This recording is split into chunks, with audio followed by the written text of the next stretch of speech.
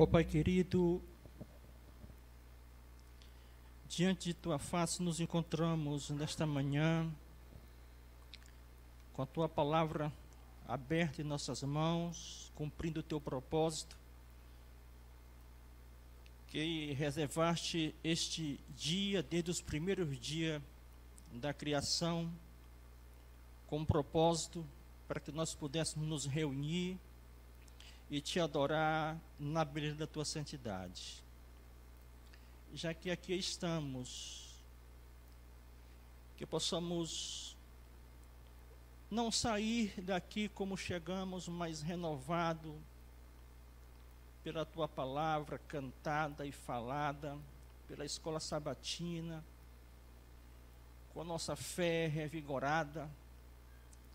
Mas para tanto se faz necessário a presença do Teu Espírito Santo em nosso meio, para que possa nos inspirar a falar, bem como ouvir da Tua palavra.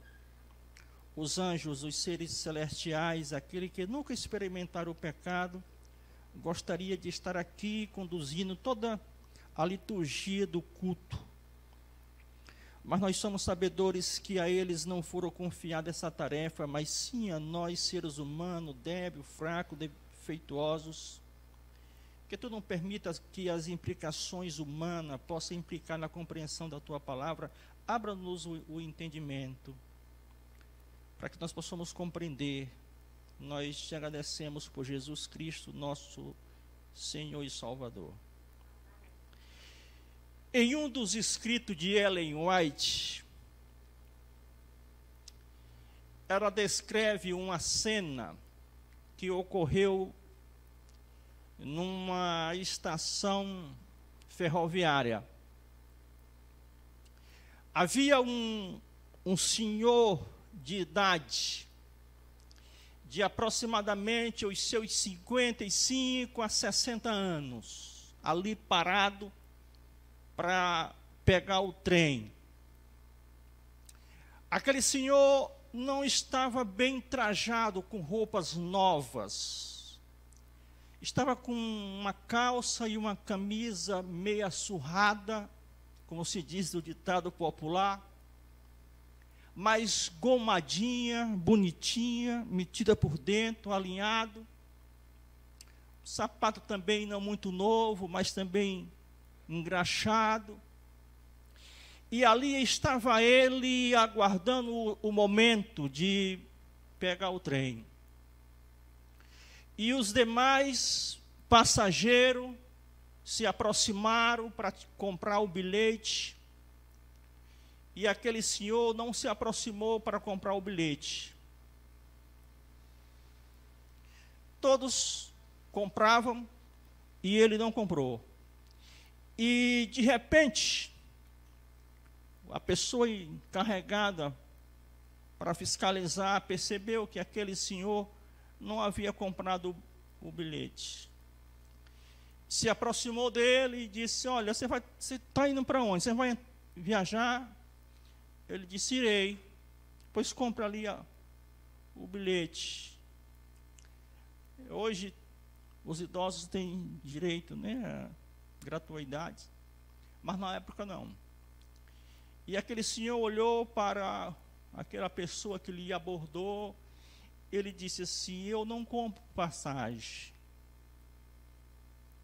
E continuou ali.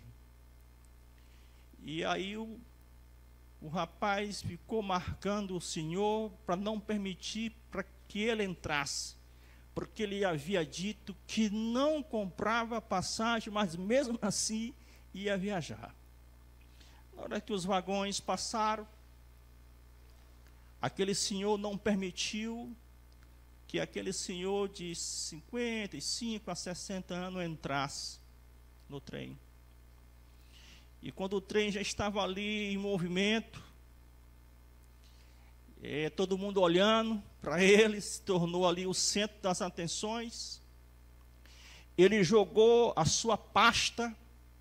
Ele conduzia uma bolsa, que nós, às vezes, nós chamamos de bolsa, e alguns chamam de pasta, né? Chamava de pasta na época.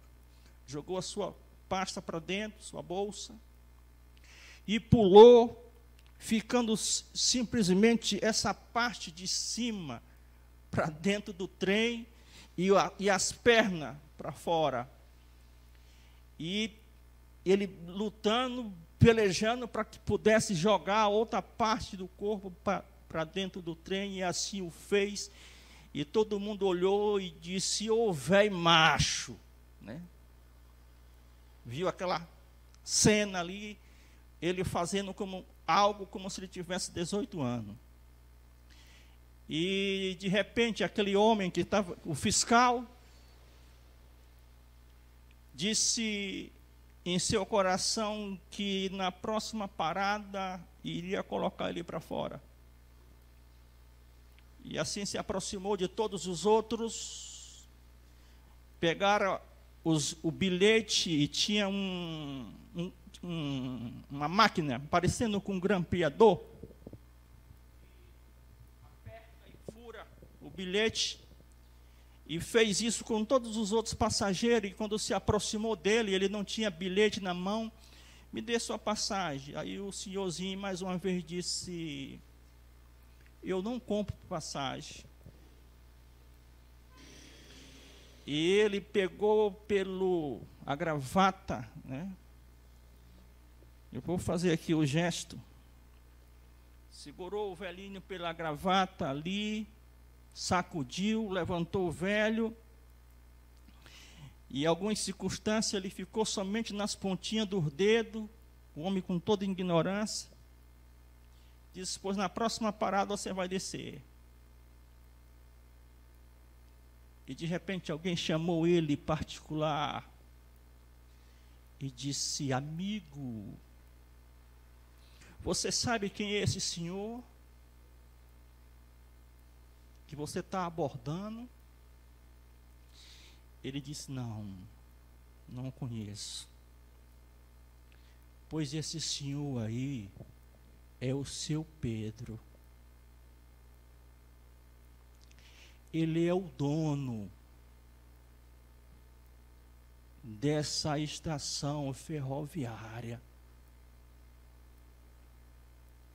De vez em quando ele sobe nos vagões para ver como que os funcionários tratam os usuários. Tremeu na base. Porque às vezes nós vivemos uma vida estressante no nosso dia a dia. E, por ironia do destino, a gente costuma descarregar nos outros aquilo que a gente deveria ter tato. Às vezes agimos com ignorância com as pessoas sem conhecê-las. Às vezes tratamos mal as pessoas porque são pobres.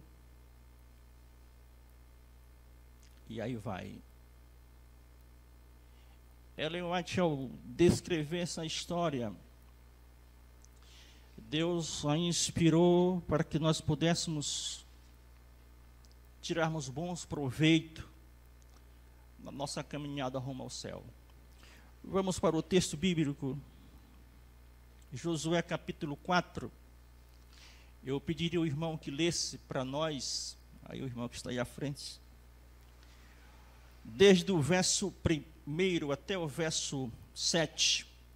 Ele lê verso a verso, para a gente ficar fazendo alguns comentários.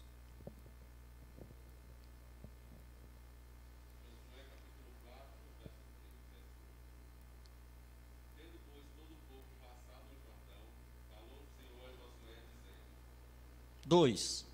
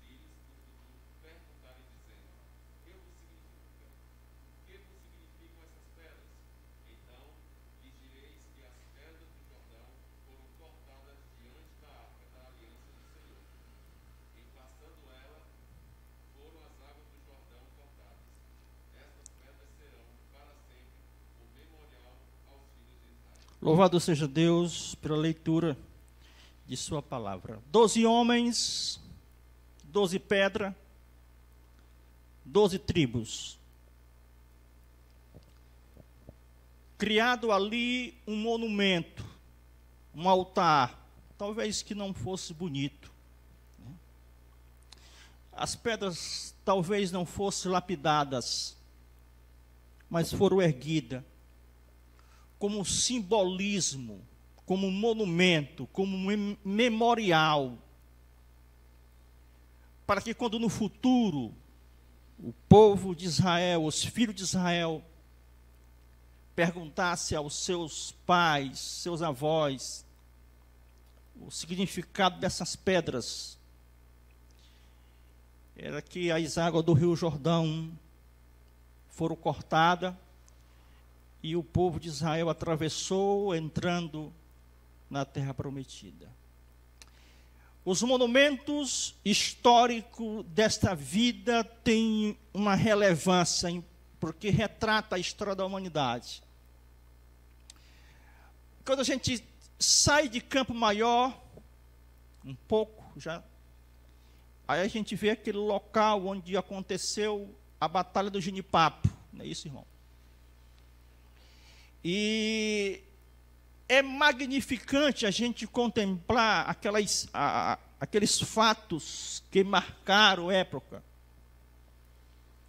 No Rio de Janeiro, o Cristo Redentor, quem ia ao Rio de Janeiro e não vê o Cristo Redentor, para muito é como se não tivesse ido.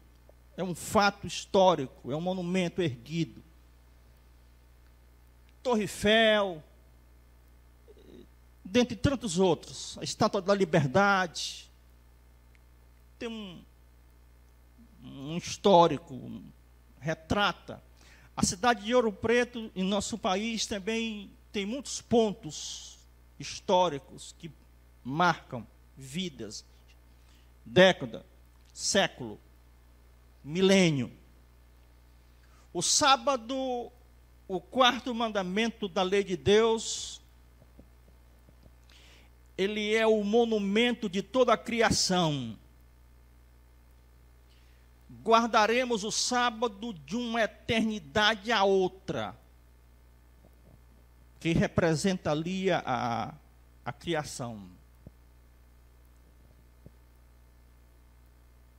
As marcas nas mãos de Cristo, nos pés, uma cicatriz horrível abaixo de suas costelas, feita por uma lança, pelo soldado romano, representa também ali a redenção da humanidade. Então essas coisas marcam. 12 homens, 12 tribos, 12 pedras erguidas para marcar um fato. E um dos monumentos mais bonitos que existe em nosso mundo, e belo, chama-se Taj Mahal, desculpe a pronúncia, é quase isso, né? É um túmulo erguido pelo rei em homenagem à sua esposa. Imagine aí. E ele lá dos seus aposentos, pode rir, não tem problema não. Lá do seu aposento, ele olhava para o túmulo de sua esposa, que foi uma esposa exemplar, uma rainha que ia com ele para a guerra, arriscando a vida. Que coisa, né? Memorize isso aí. E muitas das vezes ela levava lanche para ele, para o esposo e para os outros soldados na guerra. Água gelada, enfim. E ele tinha uma expressão de carinho muito grande e ergueu esse monumento em sua homenagem.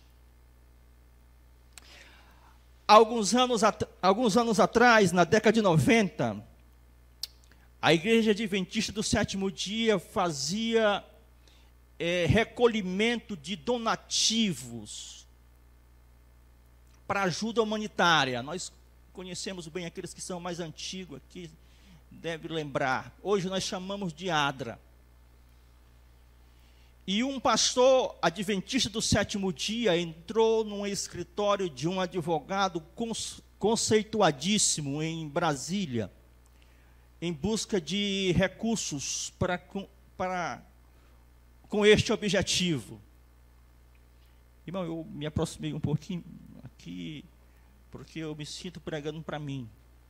Porque aqui o pátio é onde ficam os pecadores arrependidos, e aqui é onde eu gosto de ficar. Entrou no escritório de um advogado conceituadíssimo em Brasília. E quando chegou lá para falar do projeto, na época nós usávamos um catálogo mostrando tudo aquilo que a igreja fazia, e as pessoas ajudavam.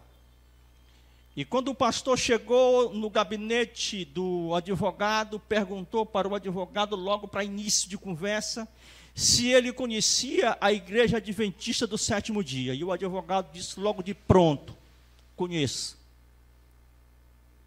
E aí já foi meio caminho andado, né? Para ele falar da igreja, dos projetos. E o pastor perguntou para o advogado: você conhece a igreja central de Brasília, uma igreja bela, bem centralizada, um jardim. Falou da estrutura física da igreja, bancos acolchoados, janelas, enfim. Hoje algumas igrejas estão tombando suas estruturas, fazendo fachadas bonitas, enfim. E ele falou da magnitude da igreja adventista central de Brasília, perguntou ao advogado se ele conhecia, e o advogado disse assim: eu não conheço a igreja adventista de Brasília. Aqui em Brasília tem a igreja adventista? Não conheço. E o advogado disse: mas você conhece o Hospital Adventista do Sétimo Dia de Brasília? Aí foi falar do hospital. Tudo aquilo que o hospital, as áreas clínicas que o hospital atuava, com seus maquinários modernos de exame de última geração para a época. E o advogado disse: não, eu não conheço o Hospital Adventista de Brasília. E a igreja adventista tem hospital? Pois eu não conheço. Aí o pastor disse: mas você conhece a Escola Adventista do Sétimo Dia de Brasília? E naquela época, a Escola Adventista estava fazendo 100 anos só no Brasil. E o presidente Fernando Henrique Cardoso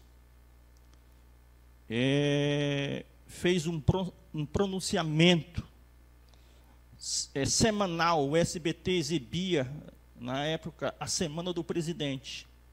Todo domingo passava a Semana do Presidente, e nessa dita semana, o presidente Fernando Henrique Cardoso falou do ensino adventista e do seu centenário.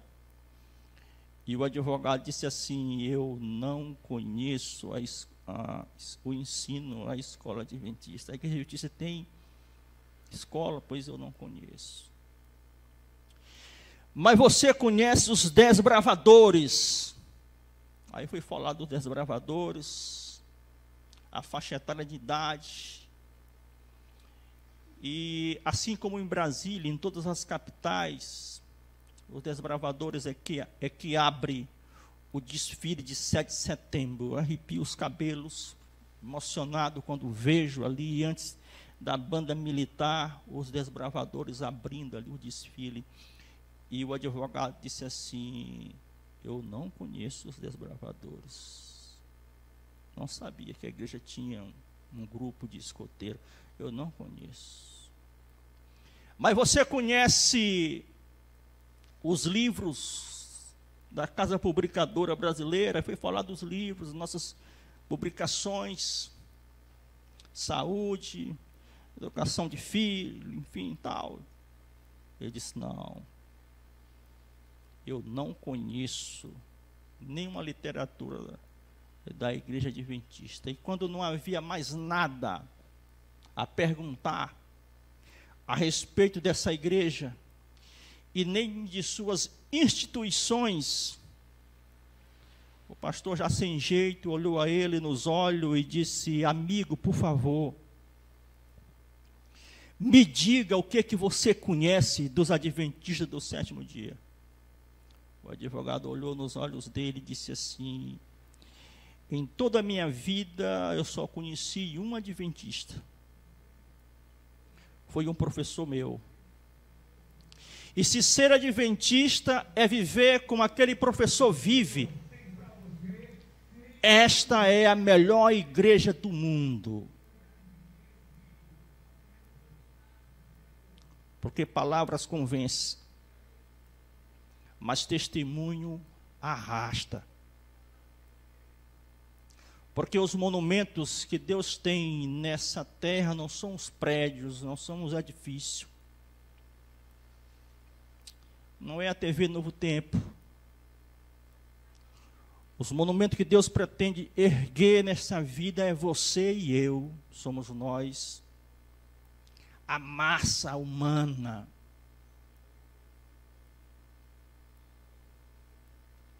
Que nós precisamos dar bom testemunho de quem somos, de para onde vamos. No dia 11 de setembro de 2001,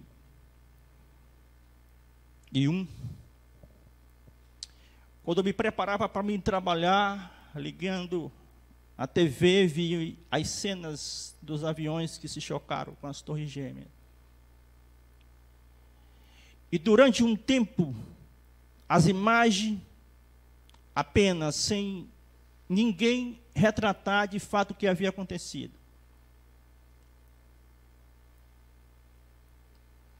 E depois de um bom tempo, alguém se levantou e se pronunciou para falar da primeira entrevista e dizer de fato o que havia acontecido. Foi o porta-voz americano.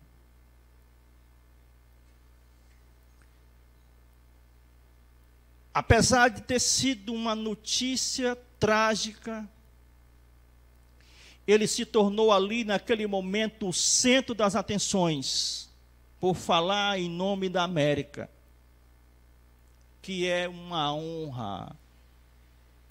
Não sabe disso. Falar no nome da América. Quando um soldado morre em batalha pela América, ele é sepultado a tiros de canhões, com honrarias, porque morreu em nome da América. E eu quero vos dizer nesta manhã, essa igreja, se é um privilégio para muitos falar em nome da América, morrer em nome da América, imagine o privilégio que Deus nos deu de poder representá-lo nessa terra,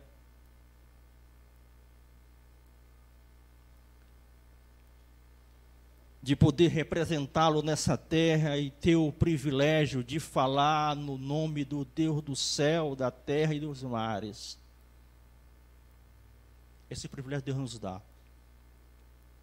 Mas nós precisamos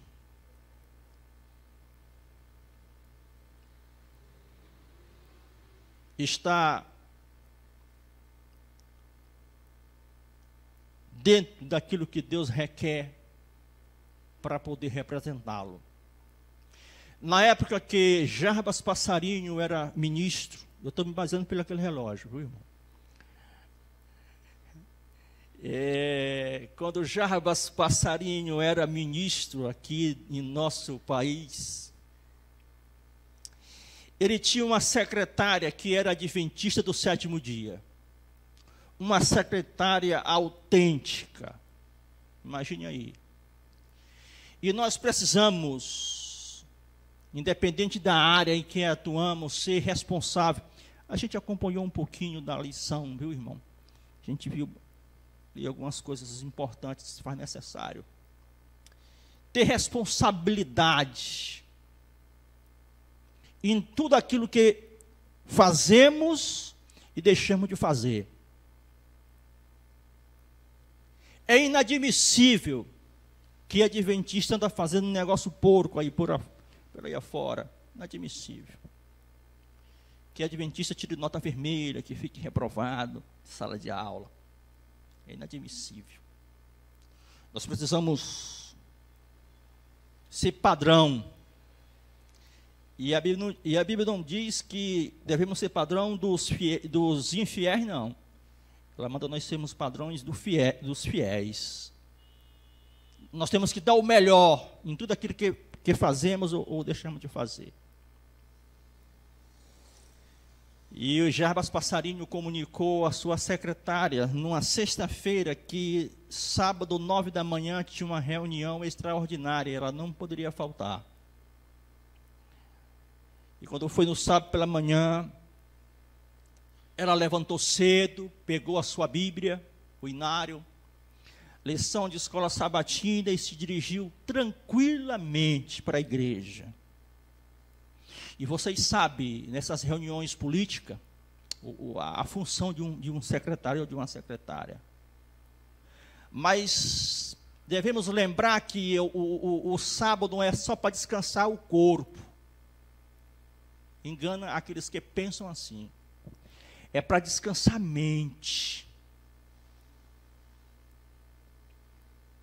das problemáticas dessa vida.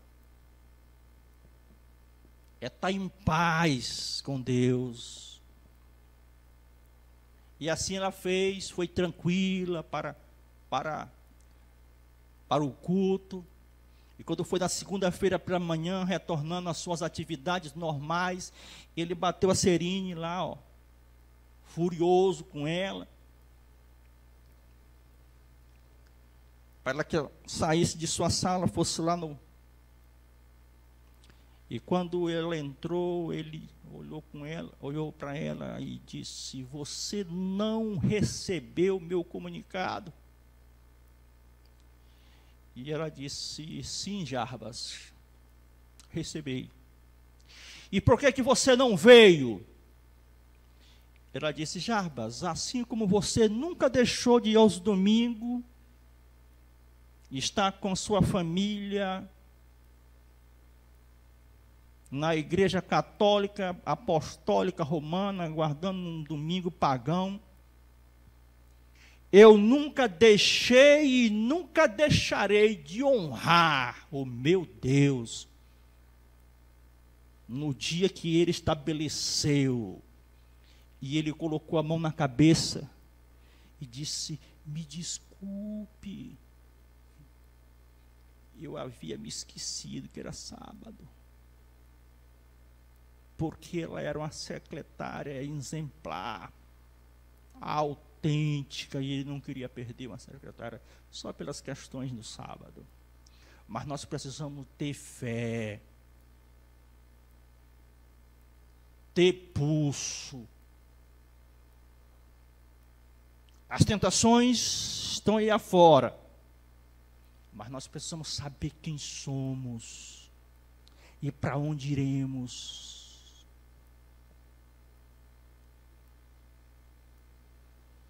Em todos os aspectos, social, moral e imoral, Satanás vai fazer propostas. Mas cabe a você e a mim dizer sim ou não. Questão de fé.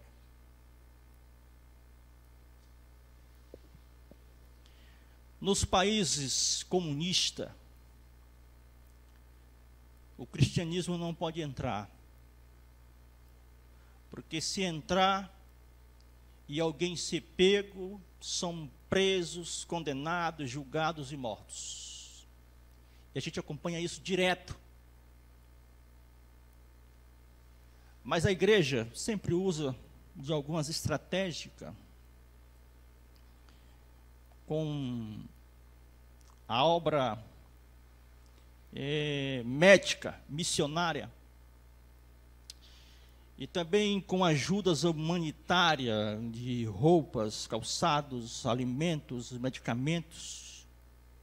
E a igreja sempre invade essas barreiras.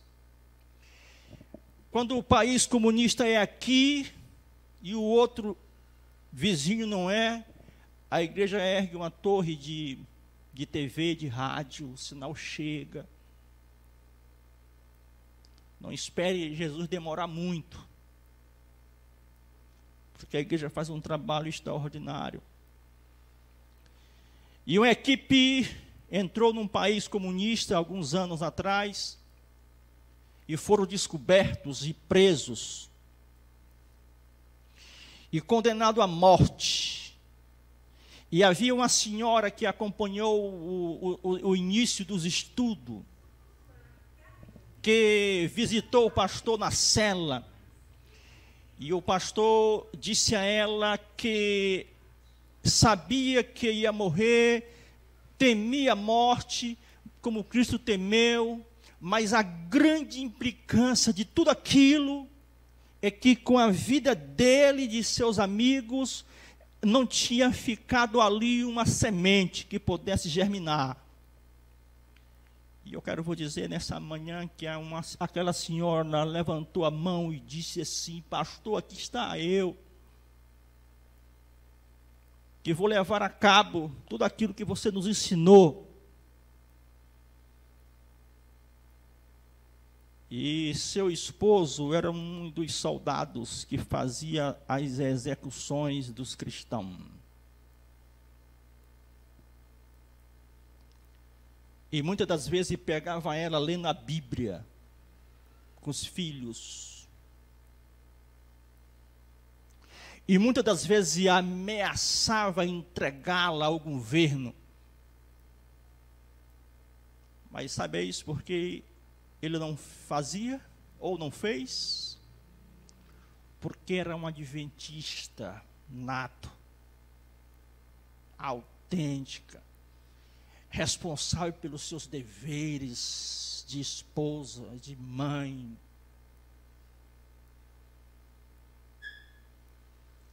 Mesmo não tendo todo o conhecimento que temos em nossos dias. E depois de 20 anos, o regime caiu naquele país. E ela mandou uma carta para a missão mais próxima que pudesse vir batizar tanto ela como seus filhos e a esposa de seus filhos já maiores. Depois de 20 anos. Os pastores chegaram para batizá-la.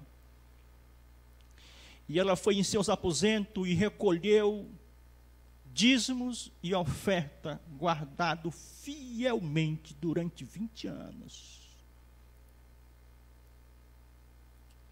A gente poderia terminar aqui nessa manhã sem relatar que em 1995, na Conferência Geral, se não me falha a memória, foi no Canadá.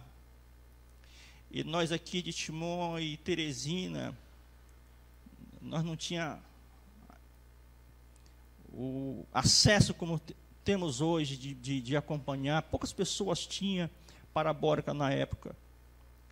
E a igreja se dirigiu lá para o Verdão para acompanhar a transmissão. E aquela senhora foi apresentada para o mundo inteiro do seu testemunho de 20 anos, conservando a fé.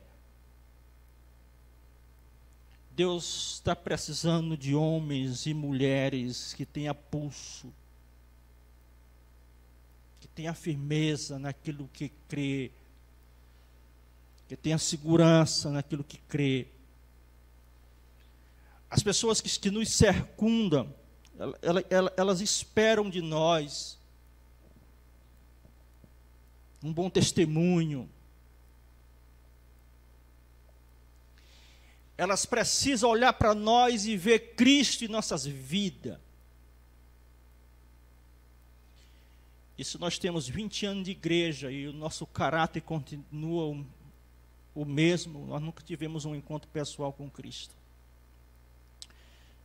Nós queremos concluir a mensagem desta manhã relatando que na capital da Argentina, uma jovem ia caminhando pelas calçadas em direção à igreja, com a Bíblia na mão, a lição da escola sabatina e o inário. E de repente do outro lado vinha uma outra moça, também caminhando pelas calçadas, e olhou aquela outra. E ela foi atraída pelo perfume de Cristo. Olhou e viu algo nela diferente. Sede simples como a pomba, disse Jesus Cristo, e alguns interpretam esse texto no contexto de não usar maquiagem. Sede simples como a pomba, mais prudente como a serpente, sem brincos, sem joias, sem batom, sem lápis. E ele olhou ela de longe, e ela possuía tudo aquilo em seu corpo, mas não se considerou tão bonita e bela como a outra, que nada tinha. E se aproximou dela e quis saber quem ela era e para onde ia. E quando a gente chega num posto de gasolina, né, irmão? O irmão sabe isso aí. O fretista olha para ele e disse: irmão, quanto é? Está numa pizzaria, com a família, com os filhos, ele diz: irmão, você quer a conta? Mais alguma coisa? Chama de irmão. Tem acontecido contigo? Comigo constantemente. Tu és um dele, disse as criadas. O teu falar, o teu andar, te denuncia. E Pedro disse: não conheço este homem. É outro contexto. Mas, da maneira como a gente anda pelo esse mundo, as pessoas sabem quem somos, chama de irmão ou de irmã.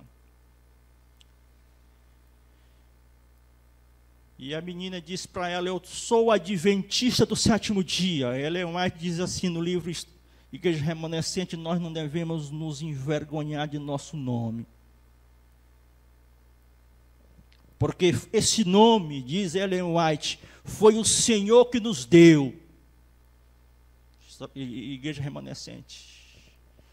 Precisamos dizer: somos adventistas do sétimo dia. Eu sou adventista.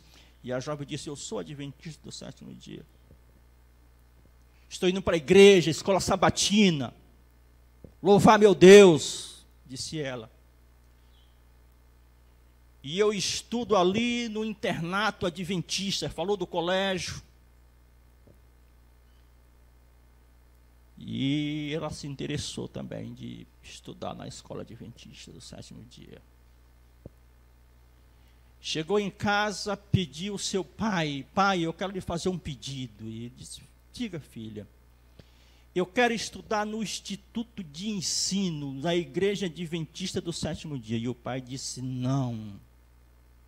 São pessoas cafonas.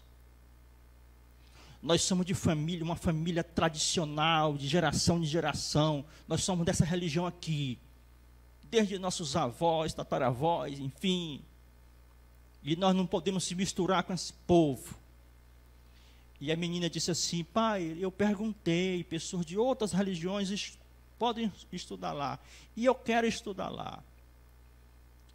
E era uma filha carinhosa. Exprimia espinha do rosto do pai, das costas, tirava dos pés a carne morta, fazia as unhas, fazia cafuné. e nunca tinha desobedecido o pai em nada. Aqui na igreja hoje, mais de 90% são mulheres. Mas não poderia deixar de dizer isso aqui. Uma boa filha é uma boa esposa, viu, Jacob?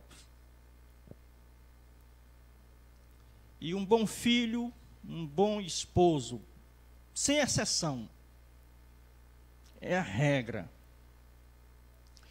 Da maneira como uma jovem trata os pais, os irmãos, vai tratar o esposo, e vice-versa.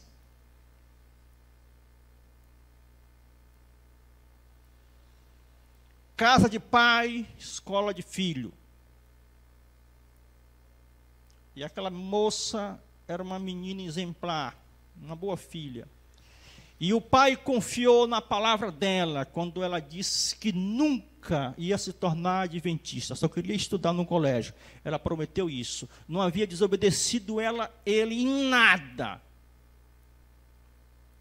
E eu quero vos dizer nesta manhã, para concluir, que nas escolas adventistas do sétimo dia, não se come uma balinha de manhã, sem antes ler a Bíblia, cantar, orar, ler a meditação, fazer o culto vespertino, matutino, na hora do almoço, enfim. Os grandes solistas nascem nas escolas adventistas, os duetos, quartetos, quintetos, trios, grupos, corais. E dizer também que os alunos ainda não batizados participam dos grupos, participam dos corais, participam da escola sabatina. É um passo importante para que eles se tornem. Ok? Posso prosseguir, né? E aquela menina acompanhando tudo isso, seu coração não resistiu. Mesmo tendo prometido ao pai, Cristo invadiu a sua alma e fez mudança extraordinária. Quando chegou em casa, de férias, disse: pai, eu havia prometido a você que não me tornaria um adventista do sétimo dia, mas eu não vou cumprir. Quando retornar lá, a primeira coisa que vou fazer é me batizar, disse a jovem. E o pai disse: não tem problema não. Se está dizendo que vai batizar, batiza. Mas amanhã cedinho me acorde umas 5 horas, 5:30 da manhã, que nós vamos dar um passeio. E assim o fez. Botou ela no carro, foi para uma praia deserta. Mas antes passou no mercado da cidade, comprou um chicote, chamado aquele chicote de embigo de boi.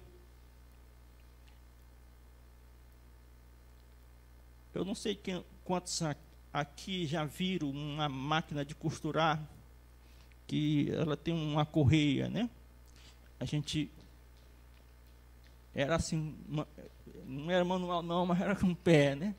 Ela tem uma correia que é de couro. É isso. E ele comprou um chicote daqueles de couro, de correia de máquina, dado alguns nós nas pontas, amarrado numa vara. E quando chegou na praia deserta, mandou que ela tirasse a roupa, ficasse só de peça íntima, e desse as costas para ele, e ele açoitou como se açoita um animal, entre aspas, que hoje não se pode açoitar animais. Você vai preso. Irmão? Tem a lei que protege os animais, você vai preso. E ele desferiu chibatadas a ponto de sangrar. Foram para casa, né, e relatou à sua mãe de fato o que havia acontecido.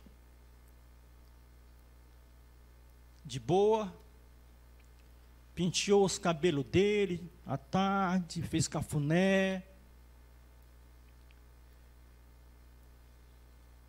E aí, quando no fim da tarde perguntou para ela: filha, você está ainda com essa ideia aí de se tornar cristã. Ela disse: pai, é só retornar de férias, eu irei me batizar. E ele disse: não tem problema não, amanhã vamos dar mais um passeio. Passou no mercado da cidade, comprou um fogareiro, nós chamamos de fogão à brasa. Comprou carvão, gravetos, fósforos, abano. Comprou uma barra de ferro, semelhantemente a essa tira desse banco, grossa. E disse a ela: acenda este fogo, abane, quando os carvão estiver em brasas vivas, você coloca essa barra de ferro. Quando a barra de ferro estiver da cor das brasas, me chame, que eu vou dar aqui um mergulho. E foi mergulhar. E ela fez tudo como ele havia ordenado. E quando estava pronto, ele gritou em alta voz, ela gritou em alta voz para que ele viesse, ele veio. Quando ele chegou, ele disse: assente aí na areia. Tire os sapatos. Tire as meias. Eu vou esfriar essa barra de ferro em seus pés para você poder respeitar. O que é que nós faríamos? O que é que o cristianismo requer de nós hoje?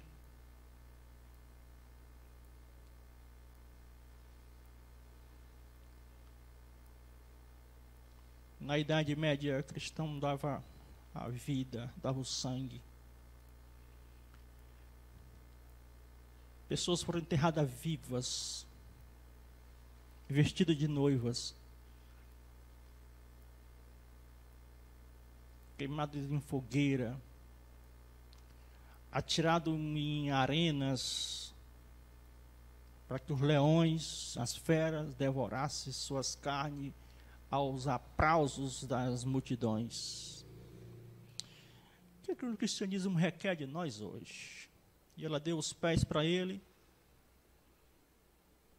como se dissesse: faça como você quiser.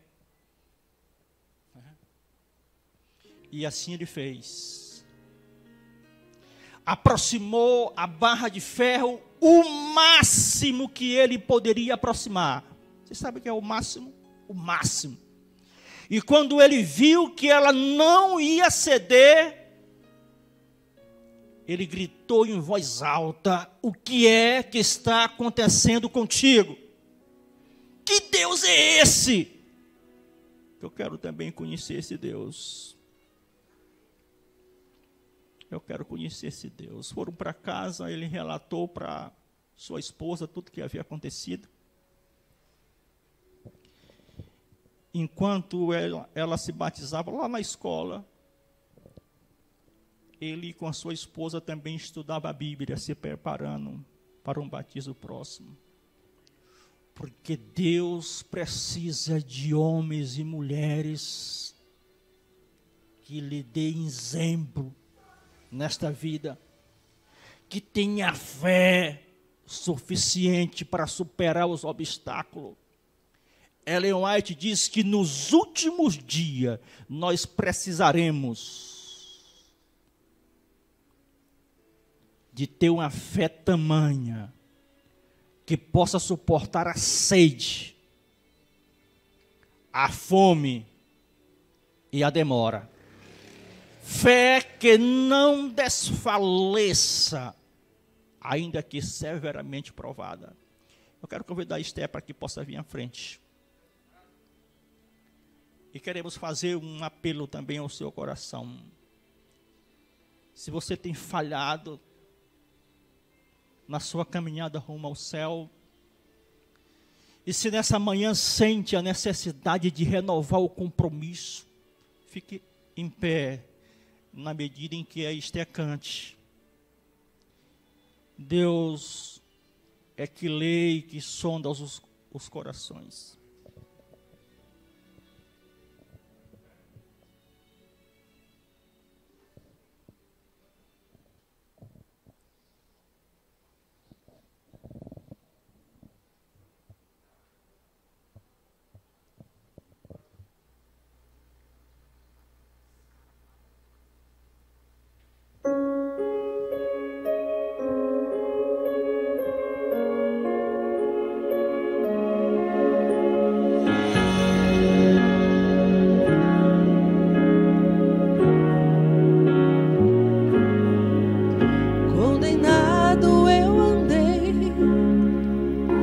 procurando meu destino, e sem rumo eu vaguei, como folhas no caminho, mas pelo sangue de Jesus, aleluia, fui achado pela glória de sua cruz. Sou feliz e perdoado. Não há limites para o Deus eterno. Ele vai além para conceder sua graça, preciosa graça.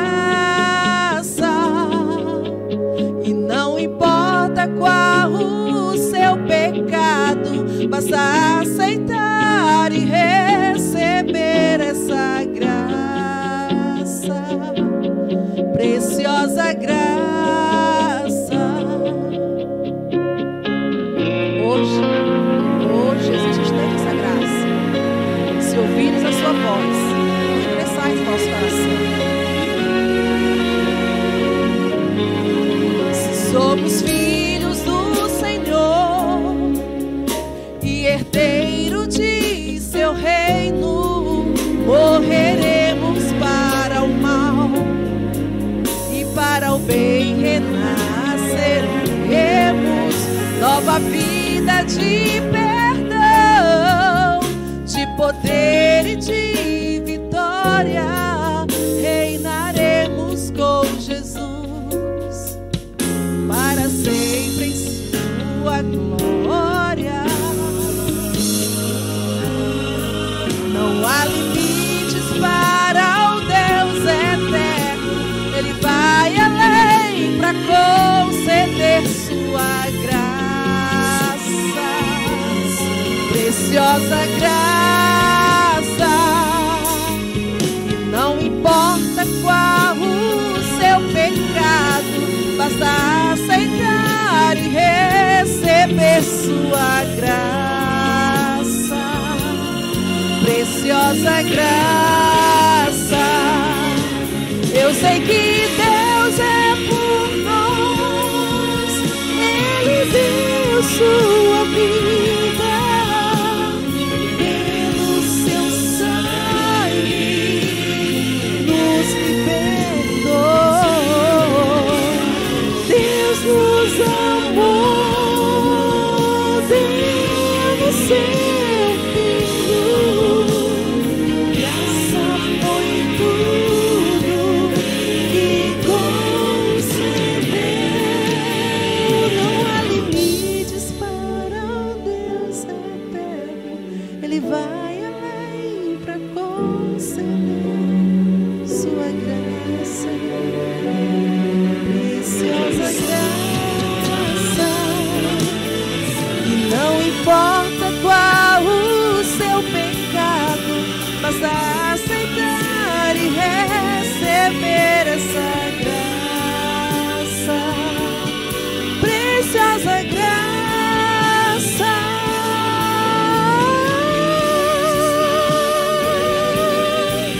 Ele vai além para conceder sua graça,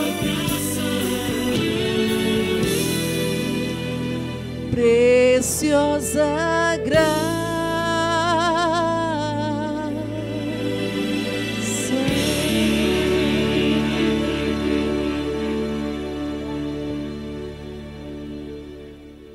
A mensageira do Senhor descreve que a maior necessidade do mundo hoje é de homens e mulheres que não se compram e não se vendam,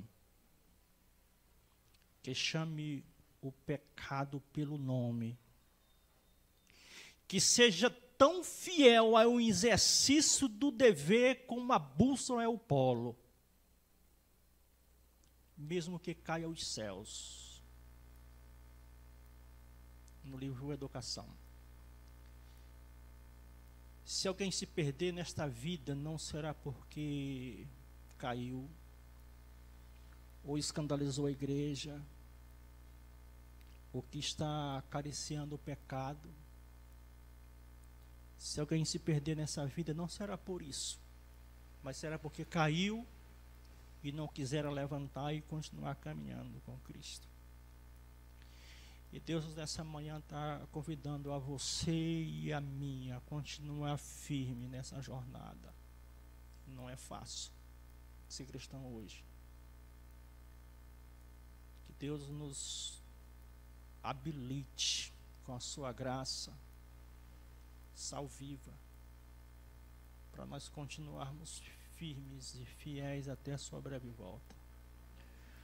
Obrigado, Senhor Deus, nessa manhã pela tua palavra cantada e falada, pela tua igreja ter atendido o apelo de estar em pé. Tu conhece cada mente, cada coração. Daqui da frente a gente só consegue ver o rosto, mas tu tens a capacidade de nos despir e ler a profundeza de nossa alma, os nossos intuitos mais secretos, tu és capaz de esquadrinhar. Tu sabe o que passa em nossas mentes, tu sabe quais são os nossos planos, tu sabes quais são os nossos anseios. Tu possa implantar em nossa alma o anseio de um dia estar na eternidade contigo. Mesmo pecadores e pecadoras como somos, mas reconhecemos que somente pela tua misericórdia e graça é capaz de nós chegarmos ao porto seguro na pessoa do nosso Senhor e Salvador Jesus Cristo. Tu possa abençoar grandemente e ricamente essa igreja nessa manhã, os líderes e os liderados, o pastor do distrito, para que nós possamos, irmanado numa só fé, num só objetivo, levar a tua obra adiante em todos os aspectos, pela palavra, pelo testemunho. Pessoas possam ser alcançadas por ti, pelo nosso intermédio. Nos dê um restante de sábado feliz na tua companhia. É por Jesus Cristo que nós te oramos hoje e sempre. Amém.